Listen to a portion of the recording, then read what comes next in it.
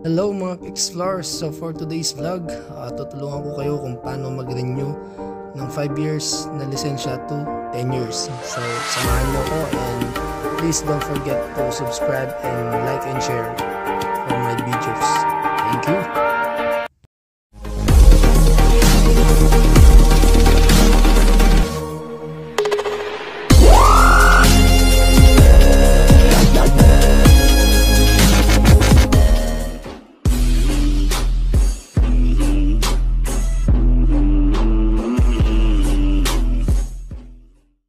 So ayun, ang unang step natin gagawin is pupunta tayo ng driving school, which is Miss Rock Driving School, para tulungan tayo sa ating online examination. And shout out kay Ma'am Feya na siyang tumulong sa akin para makakuha ko ng online examination.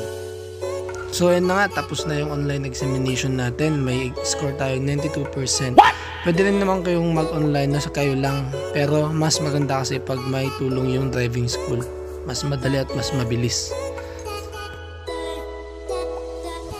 So ang third step natin is pagpapamedical. So ako sa RH ako nagpa-medical and nagkakalaga siya ng 300 pesos. So next step na tayo. So ang fourth step natin is punta tayo sa LTO at dala natin yung medical saka yung old na lisensya natin. So ang panglimang step natin is tapos na yung pila and then nakabayad na rin ako sa kahera ng 585 pesos. So sa window 5 na ako, dyan na tayo magpipicture at fingerprints, ganun, and then dyan na rin yung releasing ng ID natin. So antay lang natin. So ayun, dito na tayo sa last part ng pagpapa-renew. Pila tayo. Ay, wala na palang pila. Ako na lang ng susunod.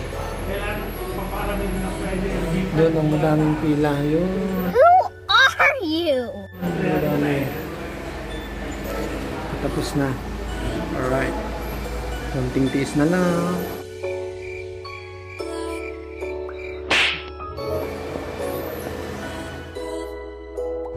So ayun, konting selfie muna kami ni Kuyang Manong.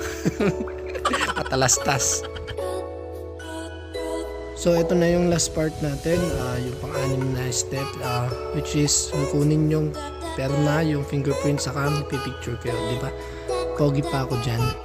Oh, hell no!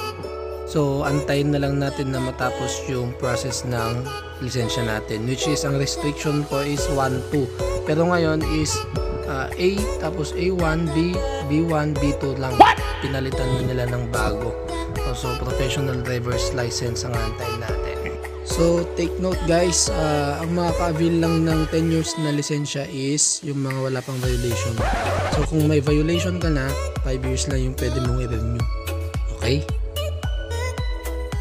The long wait is over. Yeah, finally, nakuha na natin yung bagong driver's license natin, which is, ang validity is 10 years. So, mag-expire siya 2032-0202. So, diba? Okay, worth it. Sana nakatulong ako and sana nasundan nyo. Please, like and share or comment below kung ano yung mga concerns ninyo. Thank you. And boom! Yeah. Tapos na ang 10 years. What? Salamat, LTO. 10 years na yung lisensya ko. Sa wakas. Seriously, what the fuck are you doing?